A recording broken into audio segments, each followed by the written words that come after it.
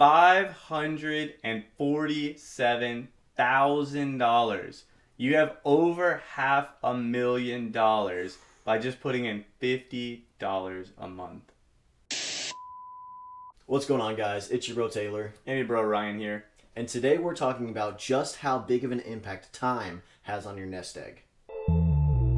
Stop wasting money on that dumb shit and instead put it in investment. I know it's tempting. You'll spend it and be broke again. So for this thought experiment, we set up a few parameters. First, the investment is only going to be $50 a month, every month, no exception. The vehicle is going to be investment into the S&P 500 index fund with a historical average return of about 10%. The target retirement age is going to be 65 no matter what. Only thing we're going to change is when they get to start. Now, the overall concept that this kind of illustrates is compound interest. Because each year, that new bit of interest that you've accrued, interest is now being gained on that new balance. So it's constantly building on top of itself. So instead of a linear growth, it's an exponential growth. And you might say, look, Taylor, I didn't come here for a geometry class. I didn't come here for calculus or whatever the heck you're spewing. Okay, fine. Let's just show you some real numbers to really make it make sense and put it into concrete form. So you might think we're going to start at the age of 18. However, we're going to flip it around and start at the end. So the late starter, the person that started really, really late and they're just like, I guess I'm getting close to retirement. I might as well throw some money at it. And we're going to start at the age of 58. And remember, he has to retire by 65. At the age of 58, you have 7 years to invest.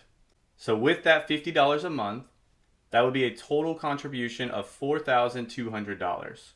Again, we invested that in the S&P, which on average returns about 10% a year. So you can expect retiring at the age of 65 with a grand total of $6,000. Yeah, and the reality is that's just not enough to cover even a few months' expenses, especially a few years from now, because as we know, prices are getting more and more. So, I can understand, and there's no judgment there. Whatever point in time you're starting at, it's still meaningful to start right now, because again, every single day makes a difference. But this just goes to show that, you invest all that and you're not getting that much back because you haven't had that much time in the market. Yeah, and just like Taylor said, just because you're, say, at the age of 58 or 55, you're getting close to retirement, doesn't mean you shouldn't invest. Mm-hmm. But you don't get the benefit of investing very little because you started so late. So you're going to have to make up for it and just everything you've got into your investment accounts. And that's the way you're going to be able to retire, not by this little amount. But you'll see as we go down the line back to the age of 18, then you're going to see, okay, I only have to put in a little to make a big difference. So the next age we're going to stop at is 48. This is someone who's like, okay, I'm getting a bit older, I probably should invest in retirement. So they have 17 years to invest, and the total contribution they will have been $10,200, which at the age of 65 gives them a final balance of $25,400, which obviously is a little bit better. You've a little bit more than doubled your initial contribution, but again, that of course isn't really enough to retire for an extended period of time. So looking at the age of 38 years old. So in this case, you have 27 years to invest. You have a total contribution of $16,200. And at the age of 65, your final balance will be $76,000. So you can see, starting just 10 years earlier, we went from roughly a $20,000 increase to this time we've tripled that, starting even 10 years earlier than that. We're really getting in the middle of that curve and we're getting ready to take off with, again, just $50 per month.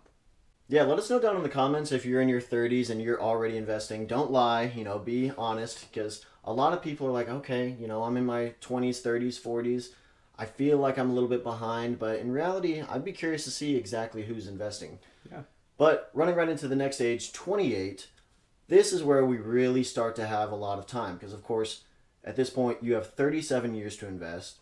You'll have contributed a total of $22,200, and the final balance you have at the age of 65 is around $207,000. Goodness. So you invested just over $22,000, and the market handed you nearly $200,000.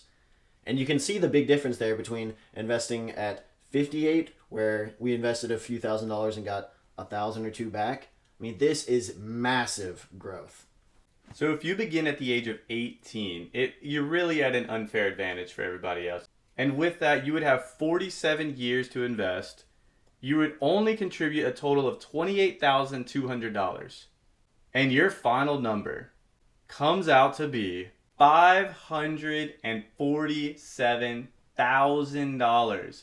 You have over $500,000 by just putting in $50 a month.